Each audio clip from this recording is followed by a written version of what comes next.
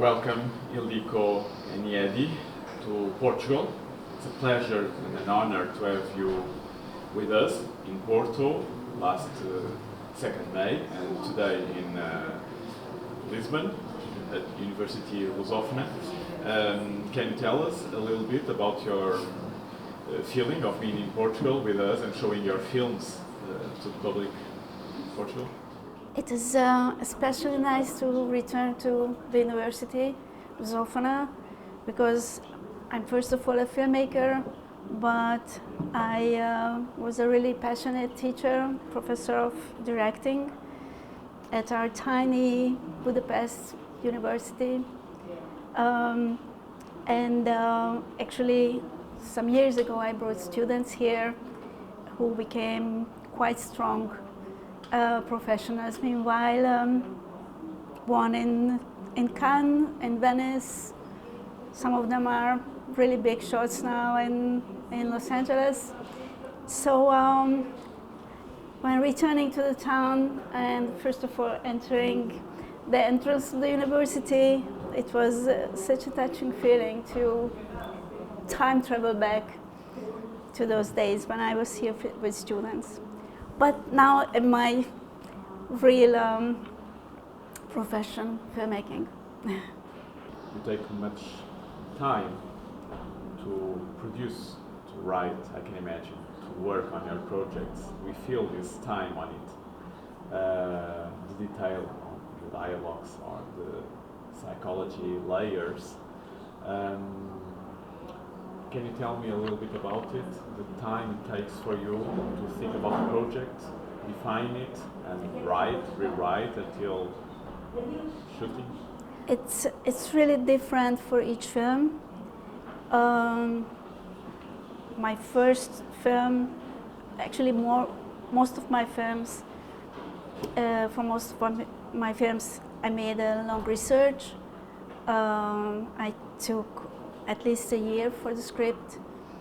Generally, I don't apply anywhere. I am just there with a ready script, so it's a process where I don't have to hurry.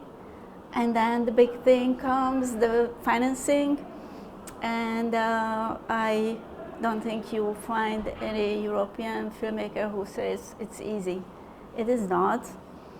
And sometimes it happens, even if it happens smoothly, it's 1.5 years if everything is really happening smoothly, not less. And most of the time it's not smooth, so yeah, it takes time, and it's not just because I take time, it is because a filmmaker has to wait and has to struggle to get a possibility to make a film. Relation with actors, how do you relate to them? You make a previous work with them,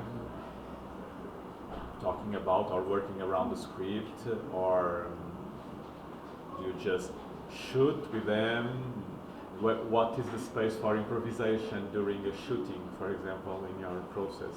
Or each film is unique in the methodology? Every film has different needs, and I'm not a filmmaker with a very specific style and approach. So each film is a new adventure. I work also with amateurs and also with big stars, with actors with a theater background and those who have only a film background.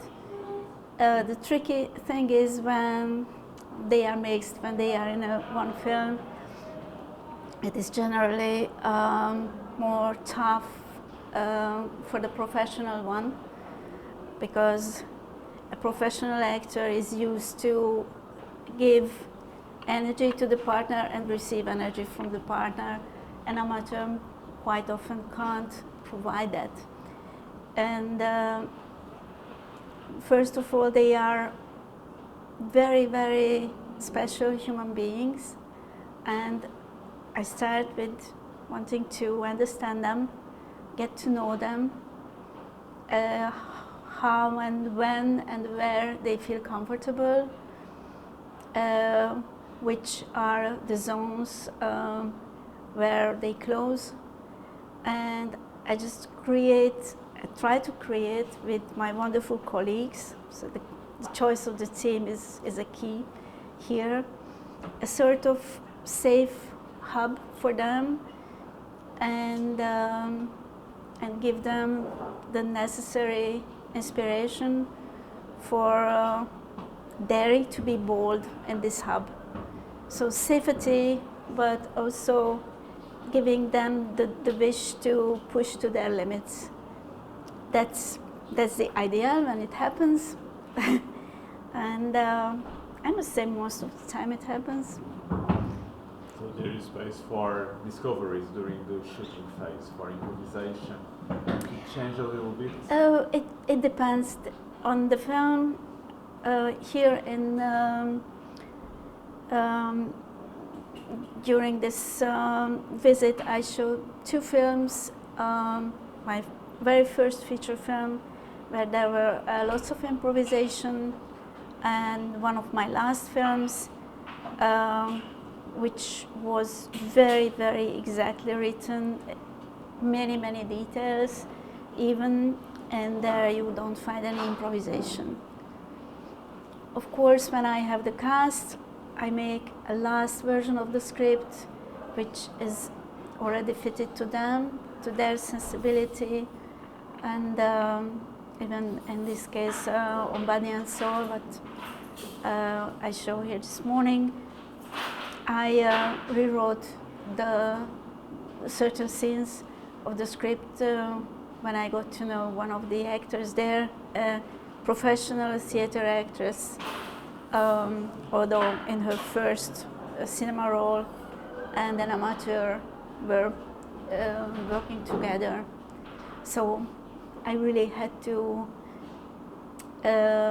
get to know them and see how they react to each other, and then I made a last draft of the script.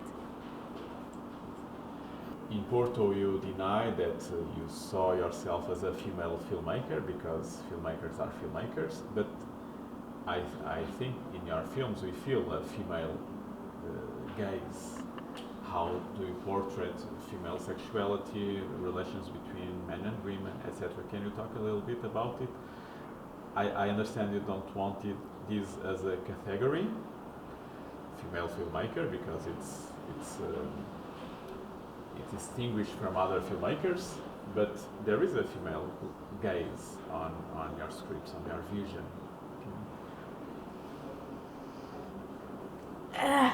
I just said that I'm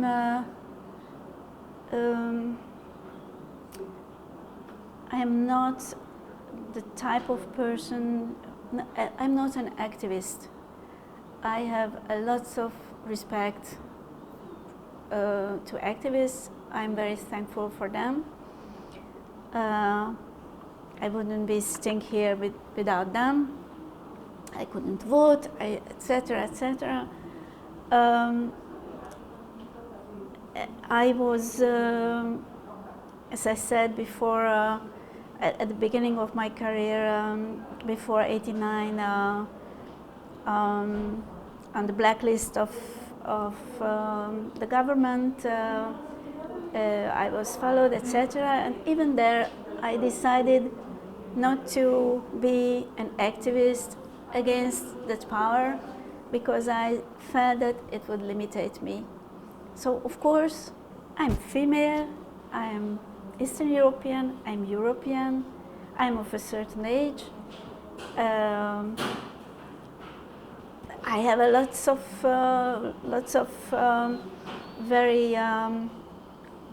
very strong experiences which shaped me.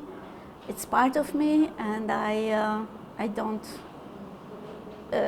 think they are irrelevant. All of that is relevant.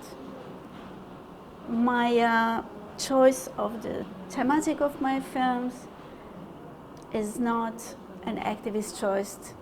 That was all what I meant and what I mean now.